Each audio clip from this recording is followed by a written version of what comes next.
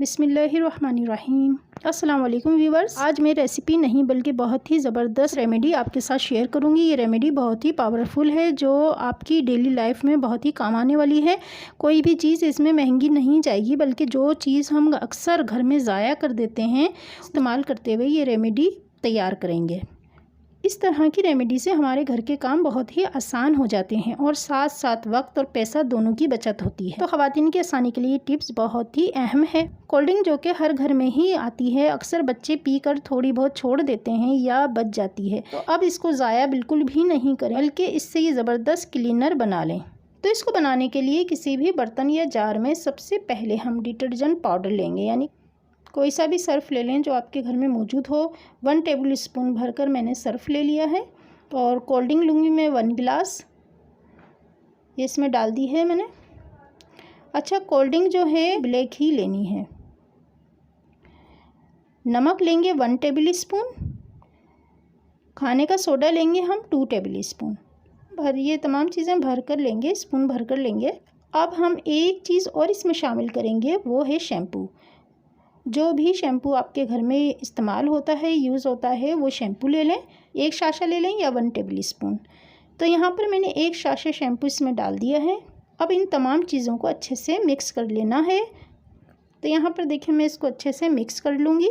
तो ये रेमेडी बहुत ही ज़बरदस्त है और ये आपके बहुत ही काम आने वाली टिप्स है। इसको ज़रूर बनाइएगा, इंशाल्लाह आपको ज़रूर पसंद आएगी और आपका वक्त भी बचेगा और आपका बजट बिल्कुल भी आउट नहीं होगा और आपके काफ़ी पैसे बच जाएंगे, क्योंकि मार्केट से जो हम लेने जाते हैं लिक्विड, इस तरह के लिक्विड क्लीनर वगैरह, तो वो काफ़ी महंगे आते हैं और वो इतने काम भी नहीं करते जितना ये काम करेगा, क्योंकि ये बहुत पावरफुल बनता है। और ये देखें यहाँ पर अच्छे से ये मिक्स हो चुका है। अब हम इसे किसी भी बोतल में डालकर रख लेंगे। ये मैंने यहाँ पर कोल्ड ड्रिंक ही की खाली बोतल ली है।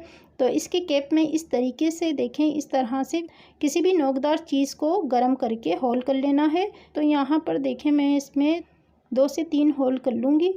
अब इस लिक्विड को हम जग में डाल देंगे ताकि बोतल में आसानी से डाल सकें। और ये देखें मैंने बोतल में भर लिया है इसे। और ये देखें माशाल्लाह बहुत ही पावरफुल क्लीनर लिक्विड बनके हमारा तैयार हो चुका है। अब मैं आपको इसके इस्तेमाल के बारे में बताऊंगी कि किस तरह से कहाँ कहाँ इसको इस्तेमाल करना है। सबसे पहले तो हमारा किचन, तो किचन में काफ़ी जगहें, काफ़ी हिस्से ऐसे होते हैं जहाँ पर चिकनाई और ज़िद्दी दाग हो जाते हैं और वो बड़ी मुश्किल से साफ़ होते हैं। तो इन दागों के लिए ये बेस्ट है। थोड़ा सा ये लिक्विड डालकर साफ़ करते जाएं। और ये देखिए मैंने थोड़ा सा ही डाला है और इसको अच्छे से मैं साफ़ कर रही हूँ। और ये ब्रश ले लें, टूथ ब्रश लिया है मैंने, और इससे ये देखें इसके कोने आसानी से साफ़ हो जाते हैं। ये भी बहुत अच्छी टिप्स है। जो टूथ ब्रश पुराने हो जाते हैं तो उसे ज़ाया नहीं करें, फेंकें नहीं, बल्कि उसको उठा कर रख लें।